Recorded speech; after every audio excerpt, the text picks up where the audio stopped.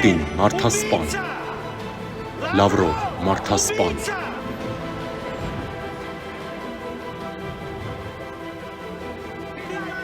Ռուսաստան դավաճան,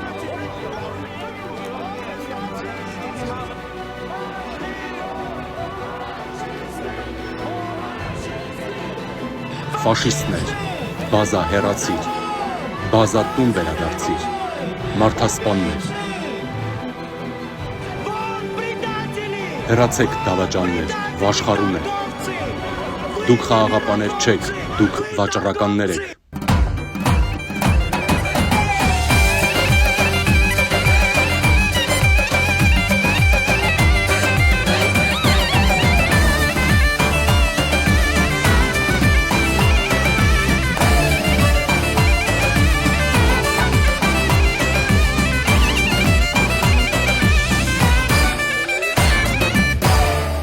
(2021 թվականից առնվազն Հայաստանի ընդդիմություն դարձավ Պուտինը։ Անձնապես ոնց է ստացվել, որ Ռուսաստանը այս աստիճան ծավալվել է մեր երկրում,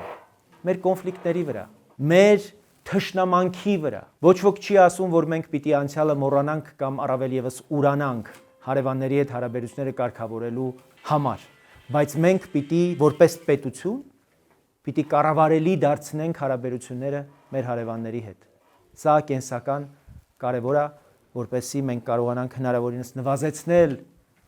Ռուսաստանի ներգրավվածությունը մեր երկրի թե տնտեսական, թե քաղաքական, թե առավել եւս անվտանգային հարցերում։ Ռոբերտ Քոչարյանի հաղթանակը նվեր է Ալիևին, որտեղ Ռոբերտ Քոչարյանի վերադարձը իշխանություն կնշանակի, որ մենք լեգիտիմ պատճառ կտանք Ալիևին երբեք խաղաղության պայմանագիր չկնքել Հայաստանի հետ,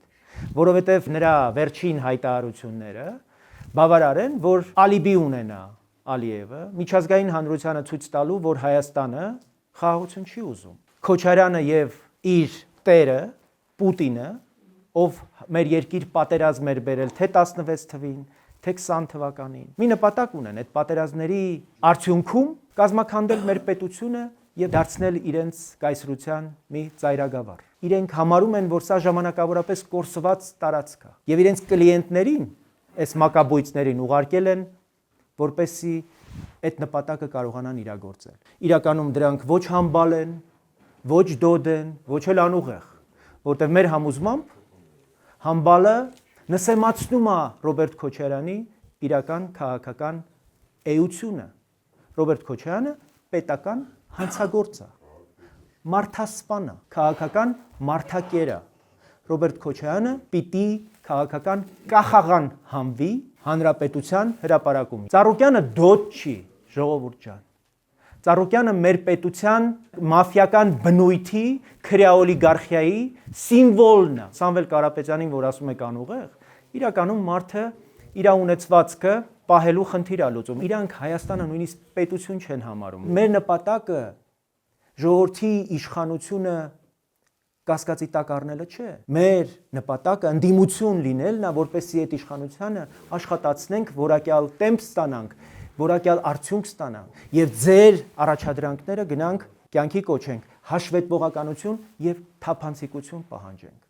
Մեր գործը մենք համարում ենք վռնդել կեղծ ընդդիմությանը, Ռոբերտ Քոչարյանին վռնդել, գնում ենք այդ տեղը զբաղեցնելու, նրան վռնդելու այդ տեղը զբաղեցնելու, այդ մարդասպանի, թալանչիի, մեր երկիրը 20 տարի կողոպտել են, մեր վրա կրակել են, այդ դրանց ուզում ենք վռնդել ու այդ տեղը զբաղեցնել բարի գործերի համար, պետականաշինության համար։ Մենք ուրիշ խնդիր ենք դնում մեր առաջ, մենք ուզում ենք կողքը կանգնել իշխանության ու նրանից հաշվետվություն պահանջել, ասենք հաշվետու ես, լավ աշխատի։ Մենք միջև դատական համակարգի հարցը չլուծենք, ժողովուրդ ոչինչ չի լինելու։ Ինձ ազատազրկող դատավորը խանութում կանգնել ինձից ներողություն էր խնդրում։ 4 տարի գնացել է իմ կյանքից։ Ասենք իր ներողությունը ինձ ինչ պիտի տա, ասում է Վահանը Արմեն Գևորգյանը զանգեց, ասեց Քոչարյանը ասել է։ Այդ դատավորը առաջ խաղացում է ունեցել հիմա։ Իրենք ուղղակի նվեր են Քոչարյանի, Սերժի, Ծառուկյանի համար, որտեվ այո Նիկոլ Փաշինյանը կարծում է, որ Իրանից անկախ է դատարանը, բայց Քոչարյանից անկախ չի։ Սերժից անկախ չի։ Սամվել Կարապետյանից անկախ չի։ Այս դատարանները իրենց ջեբը դրած են։ Չկա դատարան, չկա պետություն։ Չկա արդարադատություն, չի լինելու պետություն։ Ու եթե մենք ներսում չկարողացանք արդարադատություն հաստատել, մենք մեր հարևանների հետ խաղաղություն չենք կարողանալու հաստատել։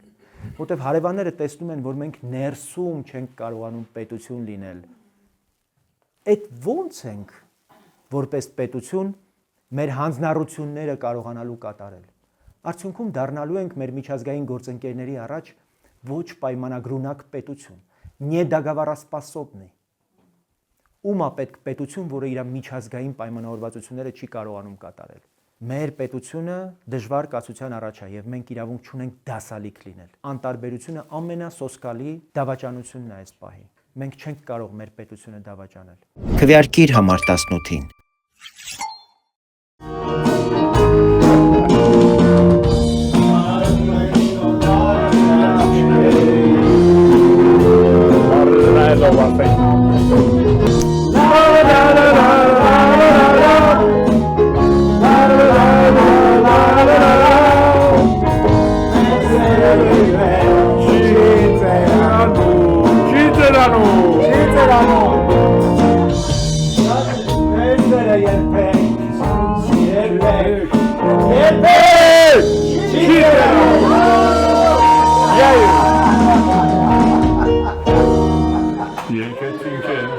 Քվեարկիր համար 18-ին։